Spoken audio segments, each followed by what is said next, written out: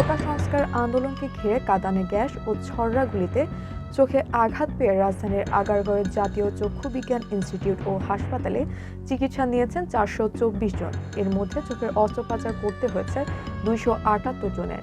অস্ত্রোপচার করা বেশিরভাগ রোগীর চোখে ছররাগুলির আঘাত ছিল।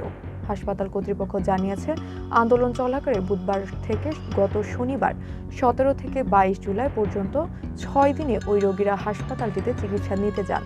এর মধ্যে চোখে আঘাতপ্রাপ্ত 318 জনকে হাসপাতালে ভর্তি করা হয়েছিল। তবে মঙ্গলবারের মধ্যে তাদের অধিকাংশ চিকিৎসা নিয়ে চলে গেছেন। অনেকেই এখনও চিকিৎসার জন্য হাসপাতালে অবস্থান করছেন।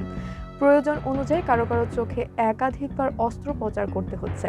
চোখের আলো ফিরবে কিনা এমন শঙ্কায় দিন কাটাচ্ছেন অনেক রোগী ও তাদের স্বজনেরা। অনেকে অস্ত্রোপচারের পর ছাড়পত্র নিয়ে চলেও গেছেন। ওই রোগীরা প্রতি সপ্তাহে ফলো আপের জন্য আসবেন। তবে আস্তে আস্তে বোঝা যাবে দৃষ্টি কতটুকু ফিরছে। মঙ্গলবার বিকেল 3:45টার দিকে হাসপাতালের নিচতলায় জরুরি অস্ত্রোপচার কক্ষের পাশে পর্যবেক্ষণ কক্ষের একটি বিছানায় শুয়েছিলেন হাবিবুর রহমান। তার চোখে কালো চশমা ও মাথায় ব্যান্ডেজ। চশমা সরাতে চোখের ক্ষত স্পষ্ট দেখা গেল।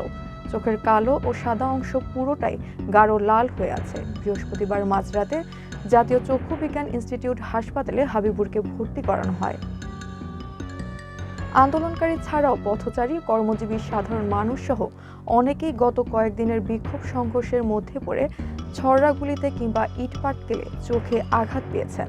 জাতীয় চক্ষু বিজ্ঞান ইনস্টিটিউট ও হাসপাতালের পরিচালক গোলাম মোস্তফা মুঠোফোনে প্রথম আলোকে বলেন, চোখে বিভিন্ন ধরনের আঘাত নিয়ে যারা এসেছিলেন তাদের বেশিরভাগই ছররাগুলিতে আহত।